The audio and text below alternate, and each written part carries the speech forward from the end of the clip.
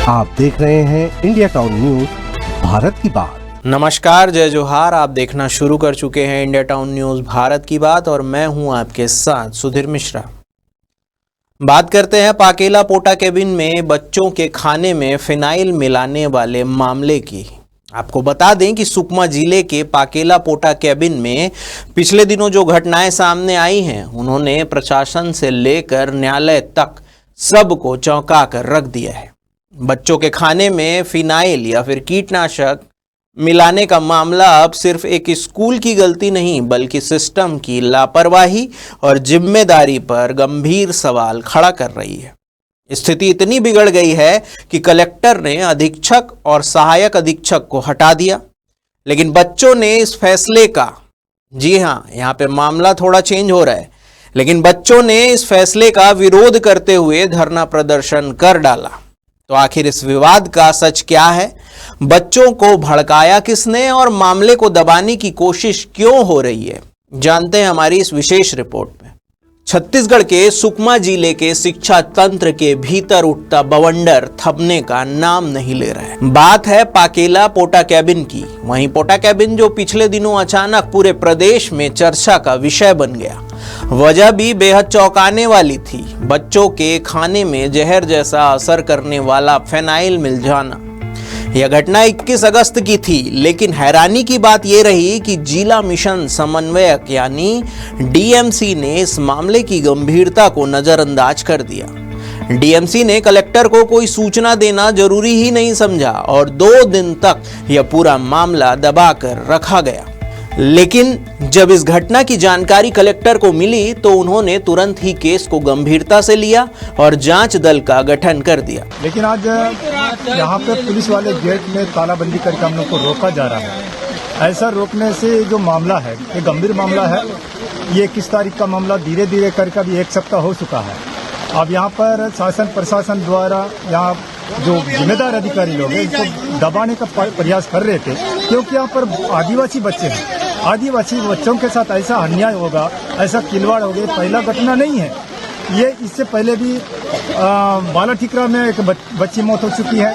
उसके बाद चित्तलनार में भी ये जो मामला है, ये धीरे धीरे करके हमारे बच्चों के साथ बहुत अन्याय हो रहा है। इसको जांच के लिए हम लोग मिलने आए, लेकिन मिलने नहीं दिया जा रहा है। ये गलत है। हम जब तक मिलने नहीं देंगे तब तक हम लोग यहीं पर करेंगे। यही नहीं, उच्च न्यायालय ने भी पूरे मामले का स्वतः संज्ञान लेते हुए जिला प्रशासन से जवाब तलब कर लिया।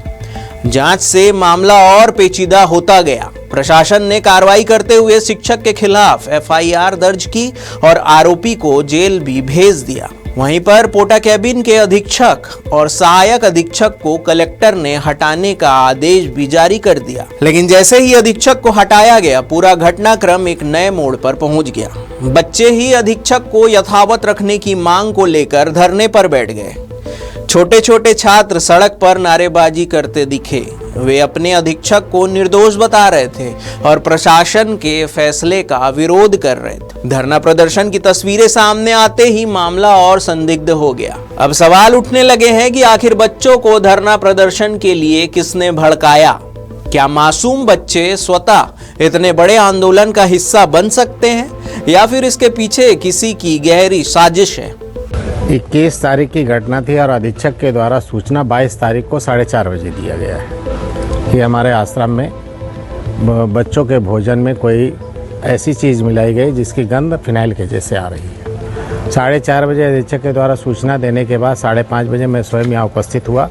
उपस्थित होने के बाद में मैं बच्चों से बात करना चाहता था, लेकिन अधीक्षक ने बच्चों से बात करने नहीं दिया कि सर हम लोग अभी बच्चों को बताए हैं कि कोई कीड़ा गिर गया था, इसलिए दूसरी सब्जी बनाई जा रही है, इसलिए आप बच्चों से बात मत करिए, नहीं तो इनके माता पिता आएंगे और बच्चों को ज़बरदस्ती यहाँ से ले जाएंगे, माहौल ख़राब होगा। इसके पश्चात अगले दिन मैं फिर आया। फिर आने के बाद मैंने बच्चों को इकट्ठा किया। मौला आज मैं आप लोगों की बात नहीं मानूंगा, मैं बच्चों से बात करूँगा। बच्चों से बात किया मैंने, बच्चों को उनकी भाषा में सब में बात करने के बाद बच्चों को 15 मिनट मैंने छोड़ दिया और कहा कि आप लोग बताएं, मुझे आपस में बात कर लें और ये बताएं कि क्या आप लोगों ने किसी को आते जाते देखा है। तो मजिस्ट्रेटली जांच में बयान लेने के लिए आए तो एक छात्र से पूछा गया, उसमें 2 छात्र और निकल करके आए। उन छात्रों ने बताया, रोहित ने बताया मैं घुसते हुए देखा हूँ, तो एक छात्र ने बताया मैं मुंह में काली पट्टी बांधे देखा हूँ। एक छात्र बोला मैंने अपने रूम की खिड़की से देखा था कि कोई काली पट्टी बांधे हुए वहाँ जा रहा है। बस इतनी जानकारी मुझे यहाँ से प्राप्त हुई थी। प्रदर्शन के दौरान जिला मिशन समन्वयक और जिला शिक्षा अधिकारी मौके पर पहुंचे और बच्चों से बातचीत करने की कोशिश की। अधिकारियों ने बच्चों को समझाने का प्रयास किया कि जो भी हो रहा है वह उसकी भलाई के लिए किया जा रहा है, मगर बच्चे अपनी मांग पर अड़े रहे। स्थिति को काबू में करने के लिए प्रशासन को न सिर्फ बच्चों से बल्कि ग्रामीणों से भी अपील करनी पड़ी। सवाल यही उठ रहा है कि क्या बच्चों को इस तरह प्रदर्शन के लिए किसी ने तैयार किया था? अगर हाँ, तो किसने और क्यों? क्या यह किसी सीनियर स्टाफ या बाहर के लोगों की सोची समझी रणनीति थी ताकि हटाए गए अधीक्षक की वापसी हो सके?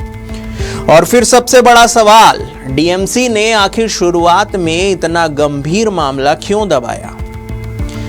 क्यों कलेक्टर को तुरंत सूचना नहीं दी गई? या लापरवाही कहीं ना कहीं प्रशासनिक प्रणाली पर भी उंगली उठाती है? यहाँ पे पोटा केबिन पाकेला में जो 21 तारीख की जो घटना हुई थी,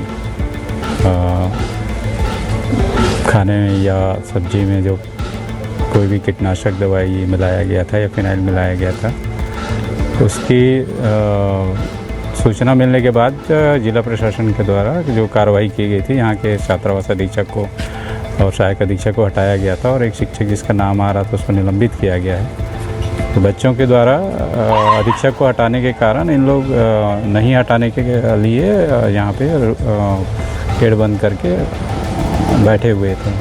बच्चों के खाने में फिनाइल कांड के सामने आने पर जहां शासन से लेकर न्यायालय तक सख्ती बढ़ती जा रही है, वहीं बच्चों का प्रदर्शन तस्वीर को एकदम उलझा देता है। बच्चे जिन्हें शिक्षा और सुरक्षा दिलाना सरकारी जिम्मेदारी है, वहीं सड़क पर उतरकर आंदोलन कर रहे हैं। फिलहाल मामला न्यायालय की निगरानी में है और प्रशासन हर एंगल से जांच कर रहा है। आरोपी शिक्षक जेल में है और हटाए गए अधीक्षक की वापसी लगभग असंभव मानी जा रही है। लेकिन यह घटना यह भी बताती है कि स्कूल जैसे सरल जगहों में भी राजनीति, दबाव और साजिश का खेल गहराई से चलता है।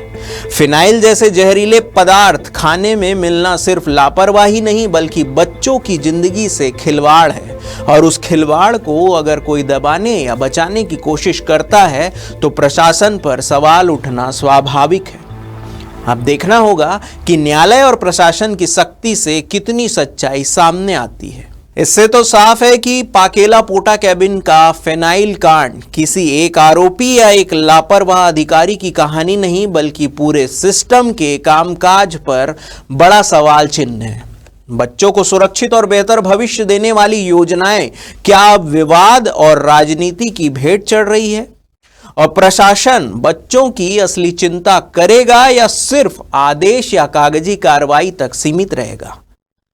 फिलहाल अदालत की निगरानी में जांच जारी है और सबकी निगाहें सच्चाई के सामने आने पर टिकी हुई है।